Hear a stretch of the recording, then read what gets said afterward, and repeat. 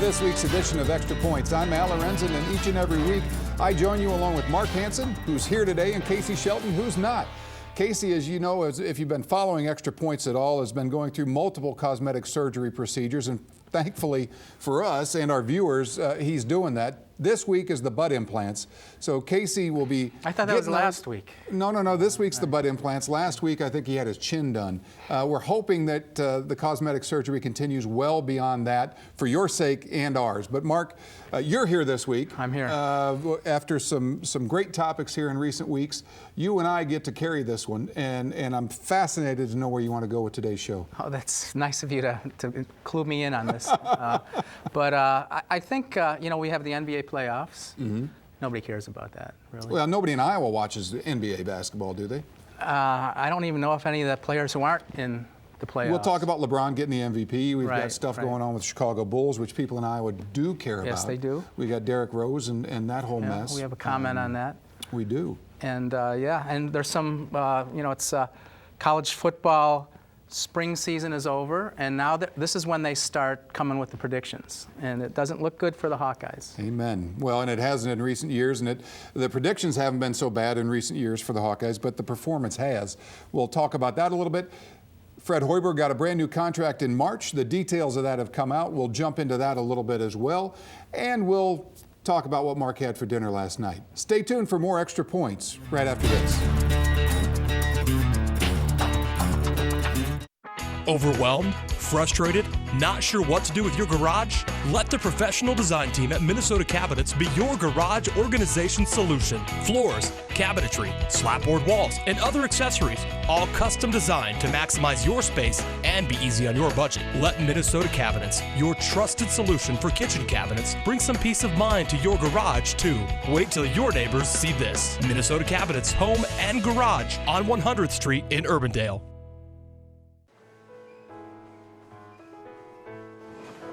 That's magic. This is not. No magic can help you get in shape, and it won't happen overnight. You need a plan, commitment, and more often than not, you will need help. That's what the Y does best. They have the finest facilities and equipment and a professional staff trained to help you succeed. If you and your family are serious about living an active, healthier lifestyle, why wait? Join the Y today and let tomorrow be the start of a healthier you.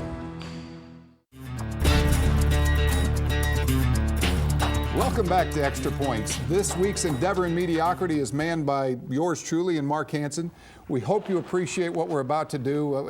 How could you not appreciate it without Casey Shelton here? You know, Mark, as we talked about in the open, we didn't even tease the most important element to today's show, and that is Mike Woody's going to do a movie review. For those of you that haven't seen 42, stay tuned. Later in the show, Mike Woody, local movie critic and great humanitarian, will be on to talk about 42. If you have seen it, you can compare notes with the expert. You can see what your thoughts of the movie were and compare it to our movie critic. Have you seen 42? I haven't. I've seen some clips and everything. And you don't get out much, though. It looks good. No, I'm out all the time. Just not in the movie theater. Last good movie you saw? Last good movie I saw was Lincoln. Really? Yes. Really? I haven't seen, I've got a 4-year-old and a 14-month-old. The last good movie I saw had something to do with Thomas the Train, and that's probably the way my life is going to be for the foreseeable future. We can review that one, too. Mark, let's jump in on Fred Hoiberg. You know, the terms come out. We know he signed a contract in March.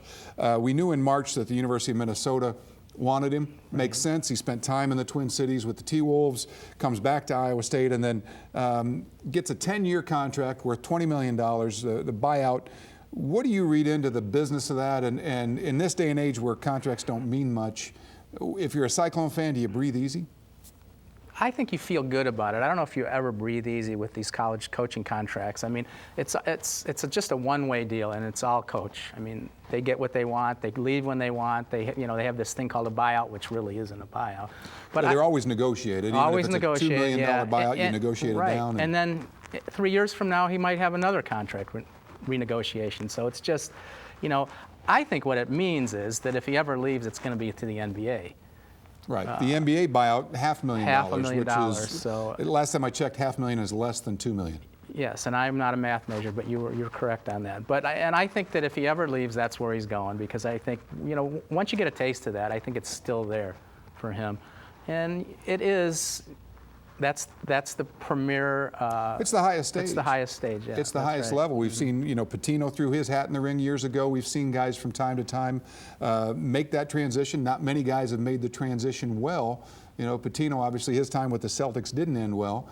He ended up back. Larry Brown was one of the guys that really won it at both levels. But not a lot of guys have been able to do it. No, in fact, you have former Iowa State coach, Tim Floyd, who didn't. I mean, it didn't turn out well for him. It wasn't. I don't think it was all his fault. I mean, he was pretty much left without Michael Jordan or pretty much anything else at the time. Can you imagine Tim Floyd coaching Michael Jordan? Can you? That a guy that everything is interesting. about physical conditioning, rebounding, defense. Not that Jordan didn't do some of those things, but well, I have everything a hard is time believing it. everything. His offense, everything was choreographed. I mean, he had everything planned out, which isn't really NBA-esque, but it. And I think he would have, if he would have had the players, he would have done fine. But well, the NBA, he didn't have to cheat. And everybody that watched him at Iowa State or even at USC or any place else he's been, there's always those people wondering. I mean, nobody else will say it, but I will. The thing that's on my mind is, Iowa State has achieved, we can talk about it, like Iowa State or not, you got to give Jamie Pollard credit for the fact that they do a lot with not much from a budget standpoint. Their budget is the bottom third of the conference, and yet they've achieved success. You can look at what's happened with football, women's basketball, obviously perennially, volleyball, men's basketball now since Fred Hoiberger's arrived. Now all of a sudden, you've extended your football coach and you're paying him fair market value. You've extended your men's basketball coach, you're paying him fair market value. Bill Fenley is getting fair market value. All of a sudden, you've got a budget that isn't as big as the rest of the teams you're competing with, and now you're using more and more of that budget for coaches' salaries.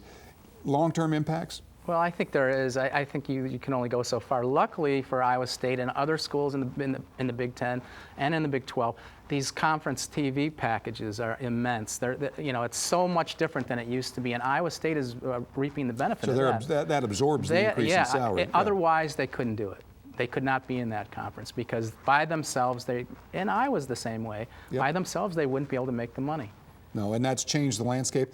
And that's the other thing. We're on the cusp of the SEC coming out with theirs. I mean, everybody, if you remember back, we actually had this conversation on this show talking about the Big Ten Network and will it fly and are you going to get people engaged? And everybody was skeptical. Everybody had a different point of view, and they were cramming the Big Ten Network down the throat of the satellite providers and everybody else to make it part of the basic package. And would it work? Here we're sitting, 5 years later, and Jim Delaney and the folks at Fox that helped put that together are looking pretty smart. Now everybody, that's the model for everyone. And it's just, you just wonder how much money is out there. But the Big Ten is showing that if they don't care if it's Rutgers or Maryland. They like the fact that people are going to subscribe, and they get money for everyone who subscribes to that package. So it's, it was a great deal. But how far can you go with it? I mean, what else is left? Well, and that's why we've seen ESPN start to gobble up things away from the networks. If you're an over-the-air network, you don't have subscriber revenues. So, not the same way ESPN does or some of the other folks. So you have one revenue stream, and that's limited. So it's changing the game. It's changing everything that we know about college sports. Big Ten right now, they've announced East and West. I'm the only guy, I think, in North America that liked the Legends and Leaders. We've got East-West now. To me, as you're looking at this, Iowa got a heck of a draw. When you look at how they landed away from Ohio State, Michigan, Penn State, Rutgers and Maryland, who cares? You've got Wisconsin, who you can make the case has been pretty solid, in Nebraska, but they're not Michigan, Ohio State, and Penn State. No, they're not.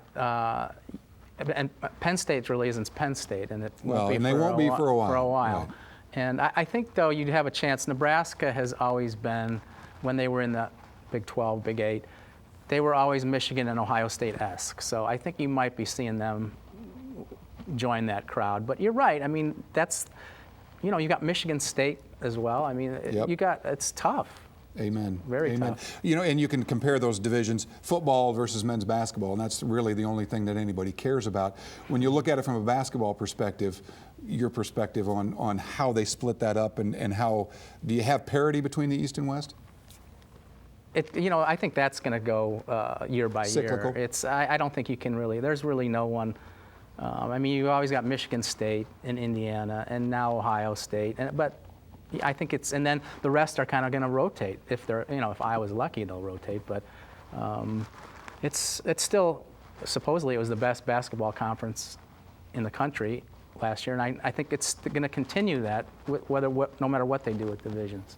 Yeah, interesting. Well, folks, we're going to take a break. We're going to pay some bills. We'll be back. We'll talk more about spring football, and we'll talk about Mark's two-fisted backhand. Stay tuned for more Extra Points. Are you tired of losing the lives and productivity of your employees and their families to diabetes, cancer, heart attack, and stroke? Not to mention the destruction that these and other chronic diseases cause. In an effort to help, we are proud to introduce the newest member of the Holmes Murphy family, Dr. Mike Abelasili. Dr. Mike is Family Physician of the Year in 2010 and has a passionate and proven track record for saving lives and preventing disease. If you truly want your employees and their families to have better lives, you need to call Holmes Murphy. People like to see a return on their investment. Is it time for you to make an investment in your health? The YMCA has great locations, facilities, equipment, and a staff dedicated and trained to help you succeed. And it's affordable to all. The Y offers boot camp classes, a pool, wellness coaches, complimentary child watch, and so much more. If you and your family are serious about living an active, healthier lifestyle, why wait? Join the Y today and let tomorrow be the start of a healthier you.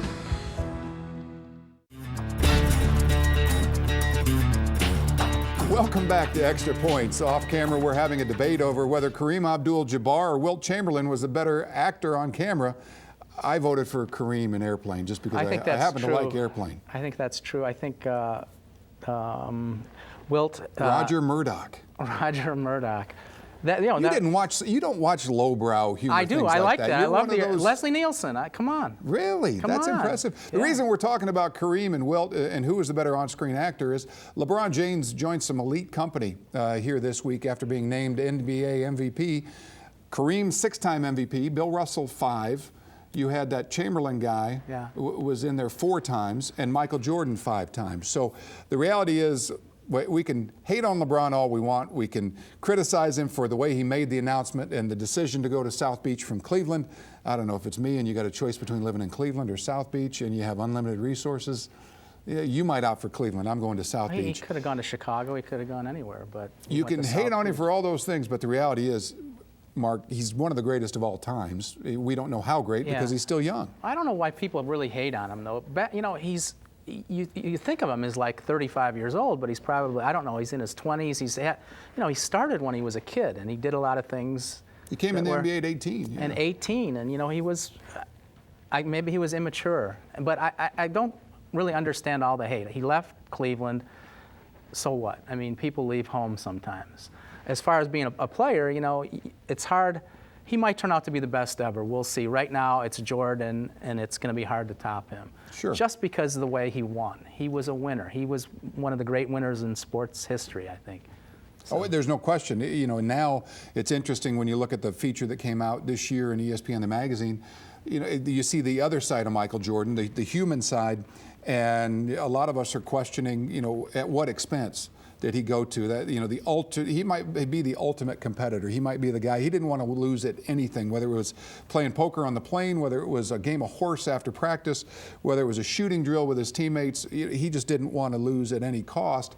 And now we're seeing with the shambles that he's made of that franchise in Charlotte, that may not be the healthiest approach to take off the floor. Well, there are all kinds of problems. I mean, he had the gambling issue, and which some say that's why he couldn't hit a curveball. And that too. I mean, I applaud him for that, for not being able to hit the curveball. But no, I think Michael, he did have problems, but I don't think you can. That doesn't take he's human. A lot. Yeah. Look at Ty Cobb if you want. I mean, athletes are not perfect, and they're many times far from perfect. And Charles Barkley said, "I don't want to be a role model," and I think that's probably